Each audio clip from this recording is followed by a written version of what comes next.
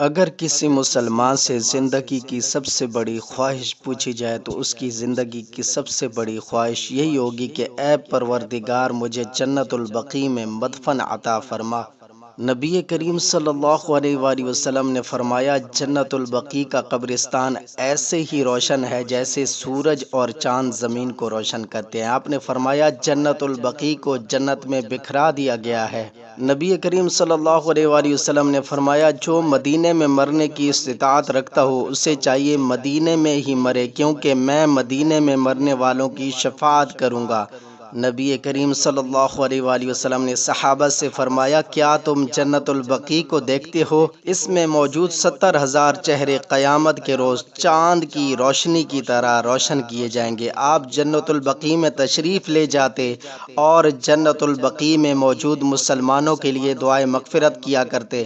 حضرت عائشہ صدیقہ رضی اللہ تعالیٰ عنہ فرماتی ہیں، نبی کریم صلی اللہ علیہ وآلہ وسلم رات کو اپنا بستر چھوڑ دیتے اور جنت البقیع کی طرف چل پڑتے۔ میں آپ کے پیچھے پیچھے جاتی تو آپ جنت البقیع میں موجود مسلمانوں کے لیے آسمان کی طرف ہاتھ اٹھا کر دعائے مغفرت فرماتے۔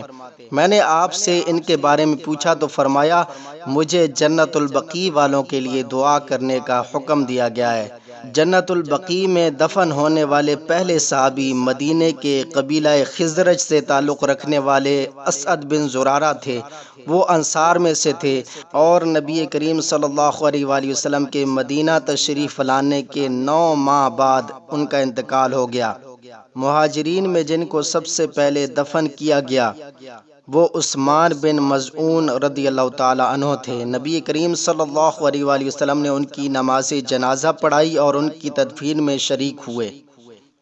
جنت البقیع قبرستان جیسا اب نظر آتا ہے، پہلے ایسا نہیں تھا، بلکہ یہاں پر ترکی والوں نے اہل بیت اور نبی کریم صلی اللہ علیہ وآلہ وسلم کے رشتہ داروں کے مزارات بنائے ہوئے تھے، جس سے آسانی سے سب کے بارے میں پتہ چل جاتا تھا، مگر بعد میں سعودیہ کی حکومت نے یہ مزارات ختم کرا کے تمام قبور زمین کے برابر کر دی۔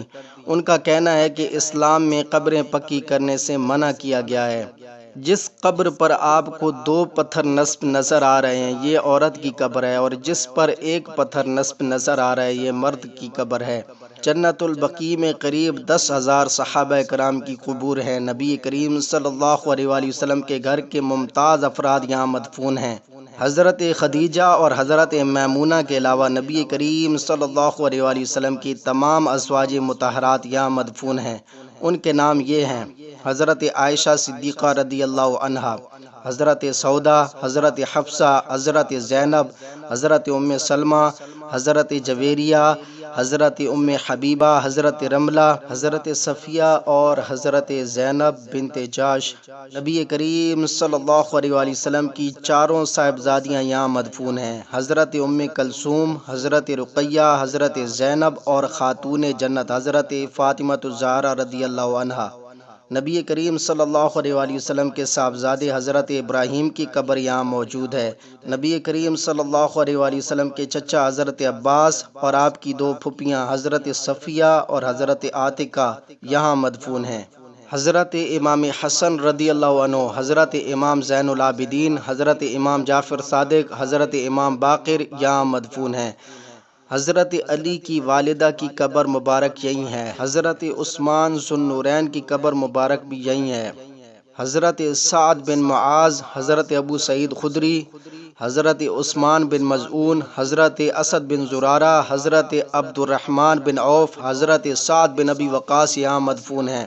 حضرت امام مالک اور امام نافع بھی یہاں مدفون ہیں۔ اس کے علاوہ قریب 10,000 صحابہ کرام یہاں مدفون ہیں۔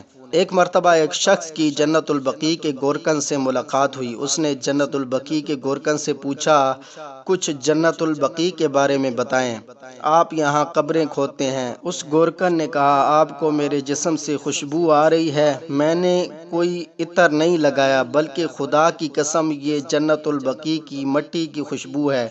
دنیا میں اور قبرستان ہے، وہاں آپ کو کیڑے وغیرہ ملیں گے، لیکن جنت البقیع میں ایک کیڑا نہیں ہے۔ اس گورکن نے کہا، جب ہم قبر کھودتے ہیں تو کئی بار قبر سے ایسی ٹھنڈی ہوا آتی ہے کہ میں قبر کھودتے کھودتے خود ہی اس میں سو جاتا ہوں۔